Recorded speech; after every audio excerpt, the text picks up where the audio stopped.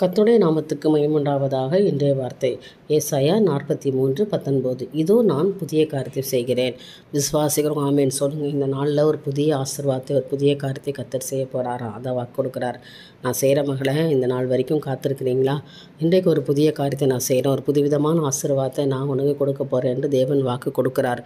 நம்பிக்கையோட நாளை துவங்குங்க. கர்த்தர் உங்களோடு இருக்கிறார். இதை குறித்தும் கலங்காதீங்க. ஆண்டவர் புதிய ஒரு வாய்ப்பை என்று கொடுக்க போகிறார், ஒரு புதிய ஆசீர்வாதத்தை கொடுக்க போகிறார், ஒரு புதிய துவக்கத்தை என்று கொடுக்க போகிறார். தான் புதிய காரியம். அதனால் இந்த காலை வேளையிலே தேவன் சொல்கிற வார்த்தையை விசுவாசித்து, ஆண்டவரே எனக்கு ஒரு புதிய ஆசீர்வாதத்தை கொடுக்குறேன்னு என்னை வாக்கு கொடுத்துருக்குறீங்கப்பா, நீங்கள் தாங்க ஆண்டவர் என்று சொல்லி கேளுங்க. இன்றைக்கி ஒரு புதிய ஆசீர்வாதத்தையும் ஒரு புதிய காரியத்தையும் பார்ப்பீங்க. ஏனென்றால் கர்த்தர் சொன்னபடியே உங்களை நடத்துவாராக. நிச்சயமாக தேவன் பொய் சொல்ல ஒரு மனிதன் அல்ல, மனமாற ஒரு மனுபுத்திரனும் அல்ல, சொல்லியும் செய்யாதிருக்கிற தேவன் அல்ல. இன்றைக்கு ஒரு புதிய காரியத்தை ஆண்டவர் உங்களுக்கு செய்வார்.